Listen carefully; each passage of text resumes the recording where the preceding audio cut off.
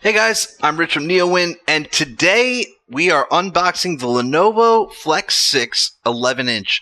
So this is a budget device. It's one of the lower end devices that I've reviewed, in fact. So I'm not sure what to expect from it, because most of the laptops that companies send me, they have a Core i5, i7, 8 gigs of RAM.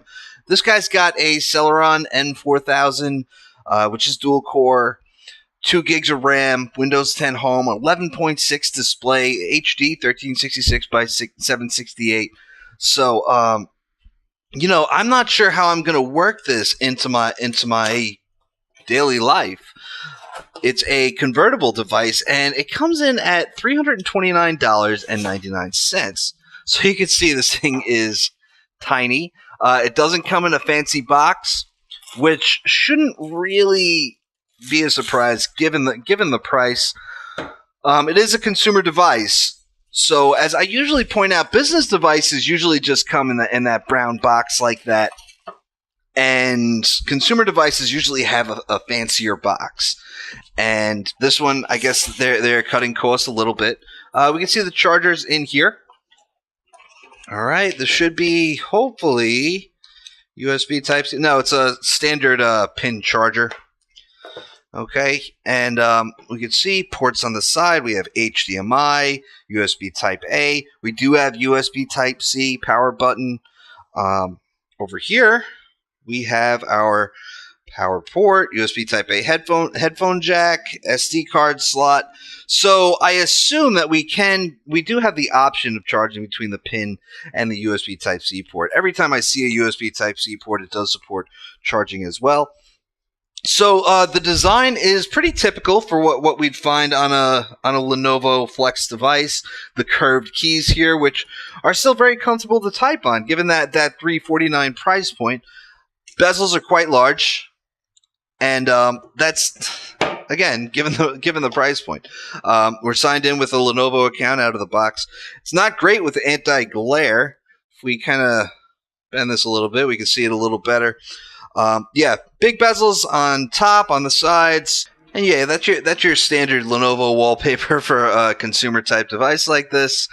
And we can see if we go into settings, and you can feel it's not the fastest machine in the world, which that's what you get with the dual core Celeron. There are higher end SKUs. It comes with like I said, 2 gigs of RAM, 64 gigabytes of onboard storage. I think the real selling point here is that price. Trying to load the about screen. You can see that there's a lot of lag throughout the OS here. We can see in the about section here what exactly we have. 1.1 gigahertz dual core Celeron, 2 gigs RAM, 1.83 gigs usable. And there is no pen support. There's touch support, obviously, for a convertible device like this.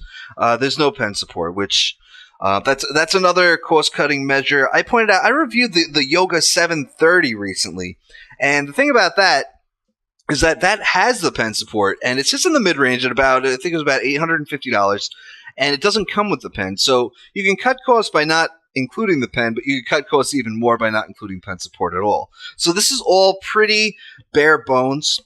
I mean, I think if we, does this not bring up the on-screen keyboard? Might have to just use the regular keyboard.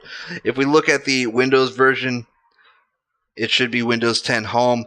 And this is actually the kind of machine that you would expect. By the way, it ships with version 1803, which is pretty remarkable.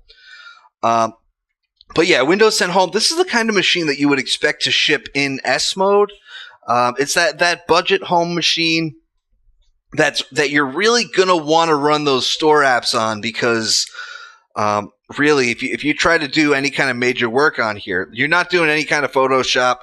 In fact, you probably don't even want to run Chrome with 2 gigs of RAM. So, I mean, again, I'm not really sure. It feels like it's something that's better for someone that's going back to school.